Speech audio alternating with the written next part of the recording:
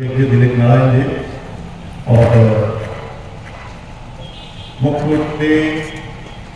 गांधी और अम्बेडकर समिति के पूरे सचिव, अध्यक्ष और कोषाध्यक्ष जिनकी बड़ी भूमिका है, और इसके साथ प्रमुख जी है, सभी इनके सदन के सदस्य हैं, सामाजिक कार्यकर्ता है, तो विधायक भी है, और हमारे इस विभूतिपुर के खास करके जो आज जिन बच्चों ने विभूतिपुर के नाम को पूरे बिहार में, पूरे बिहार नहीं बल्कि विभूतिपुर के नाम को पूरे देश के मातस्तर पर रखा, ये हमारे प्यारे छोटे छोटे बच्चे और बच्चे, हमको बहुत खुशी है और हम बधाई देते हैं कि स्मारक समिति ने उस दो महान व्यक्ति का, महात्मा गांधी और बाबा साहब भीमराव अम्बेडकर, उनकी मूर्ति का आपने स्थापना किया, आपको बधाई देते हैं। और उनके जीवन के बारे में डॉक्टर साहब चले गए,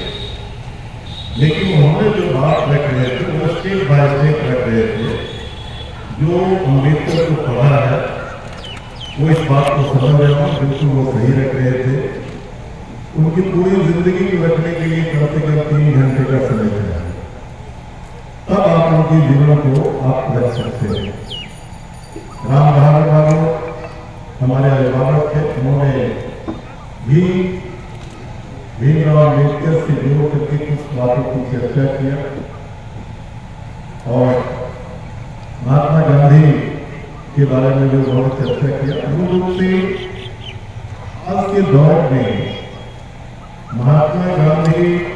जिनकी क्या देश की आजादी की लड़ाई में सबसे ज्यादा थी, हम ये कह सकते हैं कि अगर गांधी ना होते तो पता नहीं कितने दिनों के बाद हमें आजादी मिली। और गांधी की विचार वो था अहिंसा के आधार पर देश के अंदर हम भारत के लोगों का राजसत्ता, अपनी राजसत्ता कायम करें, उसके लिए वो काम कर रहे थे। लेकिन दुर्भाग्य क्या हुआ कि गांधी को किसी अंग्रेजों ने नहीं मारा, उसको एक भारतीय ने मारा, और जिसने गांधी को मारा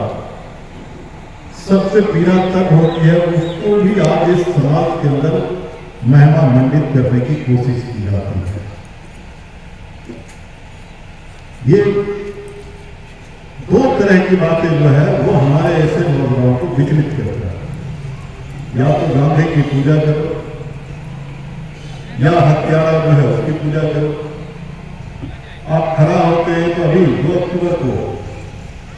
जो उनको कत्ल करने वाले लोग हैं वो सबसे पहले माला पहनाने के लिए जाते हैं सदन में, सदन के बाहर, और फिर 2 अक्टूबर के बाद फिर उनकी पूजा शुरू करते हैं जिन्होंने उनको कत्ल किया था। गांधी देश की आजादी की लड़ाई के सबसे बड़े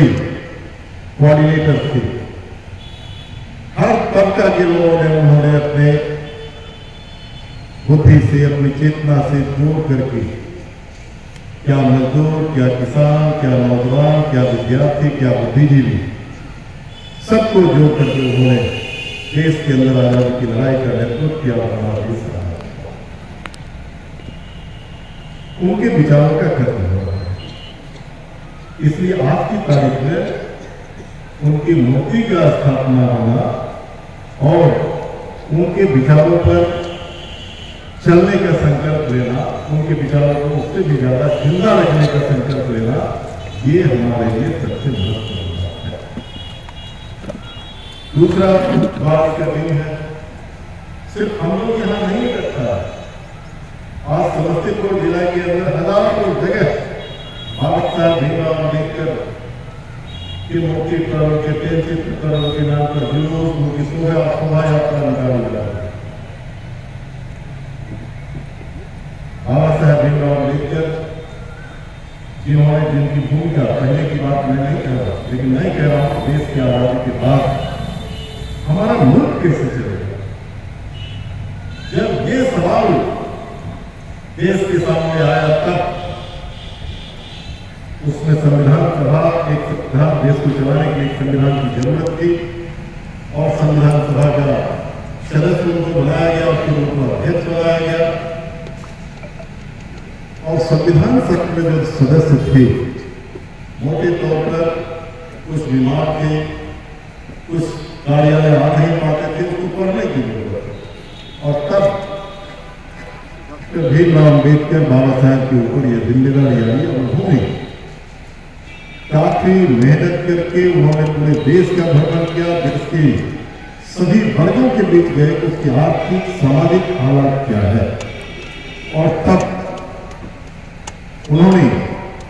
देश का संविधान लिखा। संविधान के पहले पन्ने पर क्या लिखा होगा? जिस संविधान को उन्होंने लिखा है, संविधान का पहला पन्ना मिलेगा, सबसे पहले मिलेगा इंडिया इज सेकुलर स्टेट। क्या बाबा साहब भीमराव अम्बेडकर ने जो संविधान लिखा, उस संविधान ने देश की न सिर्फ दलितों को एक रखा हो गया, दलित को हक, पिछड़े हुए लोगों को हक, क्योंकि उन्होंने उसमें आर्थिक तौर पर जो गैर बराबरी थी, उसकी बराबरी के लिए उन्होंने आर्थिक, राजनीतिक, सामाजिक तौर पर जो गैर बराबरी थी उस